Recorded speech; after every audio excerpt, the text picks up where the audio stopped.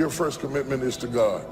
The God who gave you life, who blew breath into you. Mama bought you shoes, daddy got you a bicycle. God gave you life. Put God first. Everything that I have is by the grace of God. Understand that. You owe him a level of commitment beyond all others. Because it's not like you don't have a dream for your life. It's not like you don't have a desire. In fact, some of you, it's not that you don't even have faith in God. Your problem is every time you step out, you have yoked yourself up to people that you have no business being yoked up to, and your life is going in zigzags. Why is it I'm back here again, this time like I was last year? I should have overcome that. I should be further. I should be stronger. If you're not committed, you're not going to make it.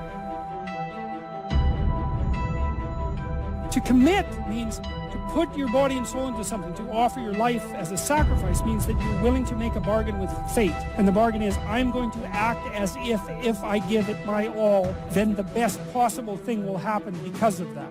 And it has to be an act of faith, because how are you going to know? You can look at other people, but that isn't going to do it. It's a decision. That's the covenant. Right? It's a decision about how to live in the world, because the evidence can't be there before you make the decision. You know what I thought to myself? I thought I would hate to live and die and never know what would happen if I ever committed myself to anything. Some people have never thrown their whole self at nothing. Not at school, not at work. Oh my God, you've had 1 foot in and 1 foot out of every dream all of your life, and you've never seen what you could be if you ever really connected and threw everything. And the question is, if you died today, what ideas, what dreams, what abilities, what talents, what gifts will die with you? There's no such thing as try. So most people like to use that language. They don't want to commit themselves, because commitment means, among many things, no excuse is acceptable. That's what it means. No excuse. That if you decided that you're going to do this, if it becomes hard, then do it hard. If it's difficult, so what? If it's inconvenient, so what? See, a lot of people made a commitment to come here tonight, but they looked outside and said, it's raining. And that's how people do about their dreams. They don't honor their commitment to themselves. Let me tell you what happens when you don't keep your commitment. Number one, it begins to deplete your self-esteem and it erodes your self-image. But you've never been the person that you could be, because the could be is locked up behind commitment, and until you're committed, you'll never get the could be. You have to be committed through the storm and the rain and the heartache and the pain and the disappointment. You have to believe in the we and the us and not the me and the you, or you're not gonna make it. It's a commitment. It's not a feeling.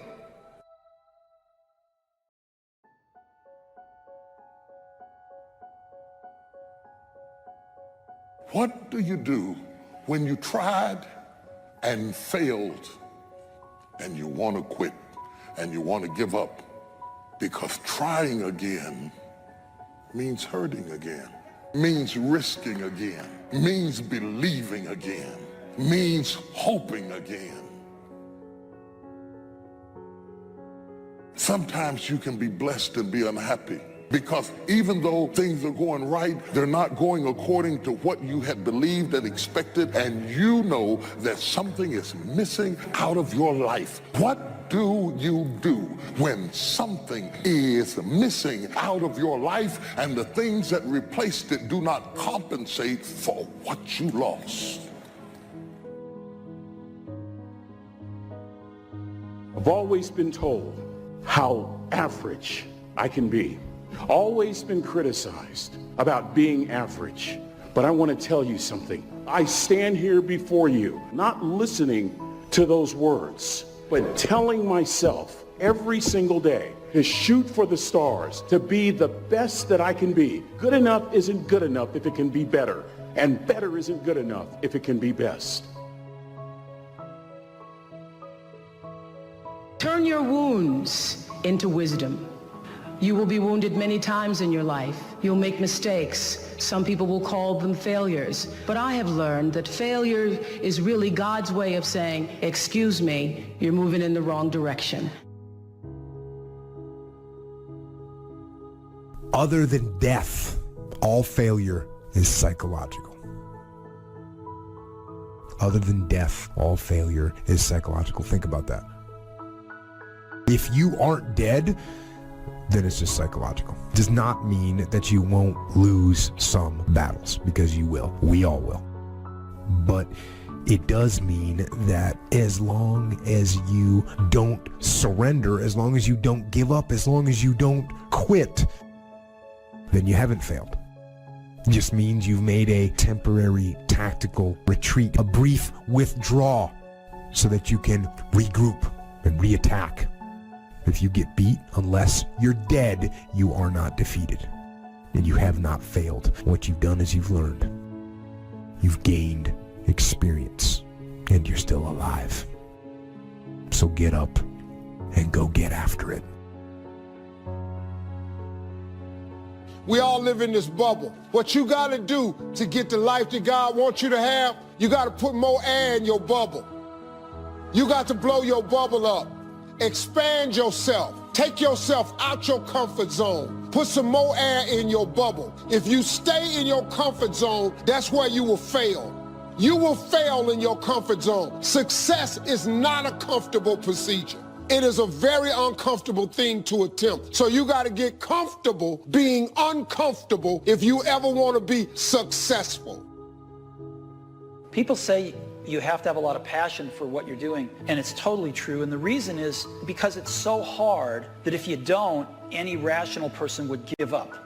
It's really hard, and you have to do it over a sustained period of time. So if you don't love it, if you're not having fun doing it, you don't really love it, you're going to give up. And that's what happens to most people, actually. If you really look at the ones that ended up, being successful, unquote, in the eyes of society, and the ones that didn't, oftentimes it's the ones that are successful loved what they did so they could persevere, when it got really tough. And the ones that didn't love it quit. So it's a lot of hard work, and it's a lot of worrying constantly. If you don't love it, you're going to fail. So you got to love it. You got to have passion. If you think ordinary's cool, ain't no problem. It's some really wonderful ordinary people. But if you are sitting in this room and you have extraordinary aspirations, then you're going to have to do extra. You put extra on top of ordinary and you come up with extraordinary. It's no other way. But here's the fact. All of you have extraordinary capabilities. All of you. You have to decide if you are willing to do the things to put you in that category. Rich people don't sleep 8 hours a day. That's a third of your life. He who loves to sleep and the folding of hands, poverty will set upon you like a thief in the night.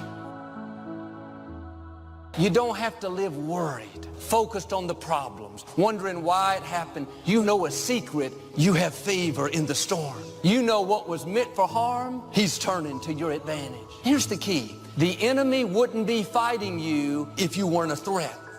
Oh, get ready. Favor is about to turn things around. Favor is about to catapult you to a new level. Favor is not going to keep you from the storm, but favor will bring you out of the storm. We don't understand everything that happens. Sometimes life is not fair, but you have to trust that God knows what he's doing. This thing called life.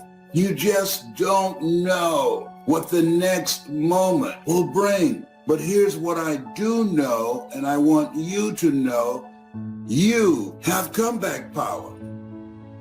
When something happens to you, don't buy into what has happened to you. Buy into, I'm getting up out of here. I'm going to change this situation. This does not work for me, and I don't have the luxury of being depressed and angry. I need to clear my head. This is no time to do something stupid, like hurt yourself. No.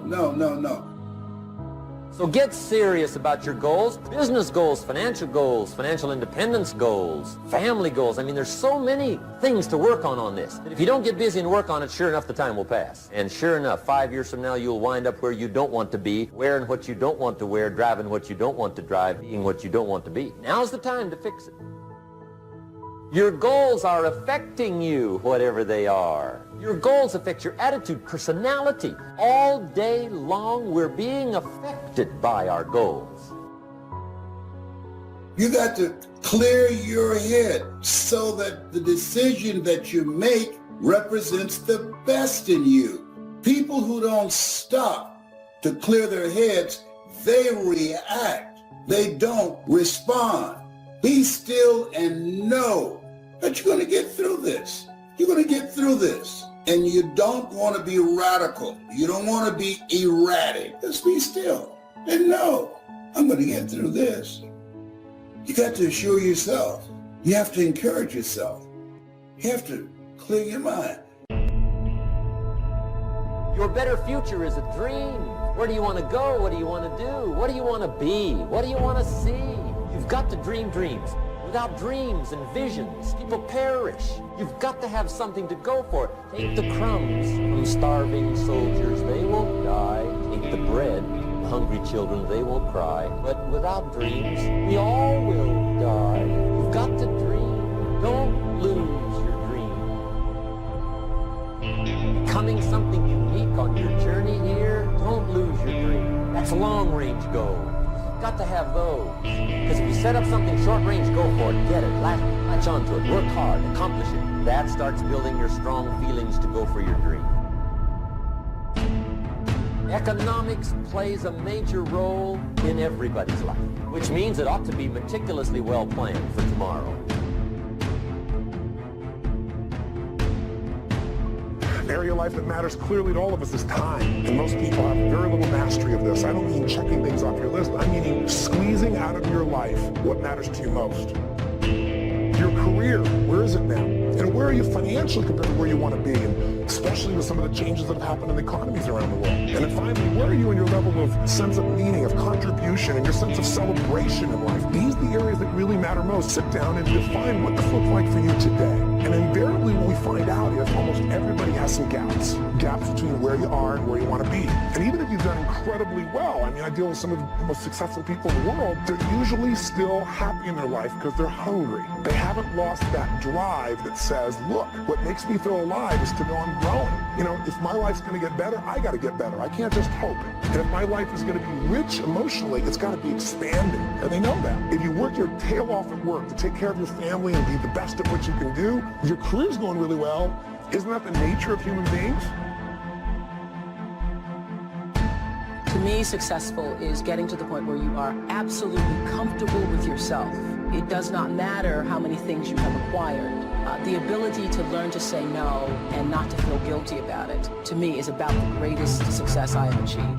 The fact that I have, in the public side, done whatever, it's all a part of a process for growing for me. But to me, to have the kind of internal strength and internal courage it takes to say, no, I will not let you treat me this way, is what success is all about. I will not be treated this way. I demand only the best for myself.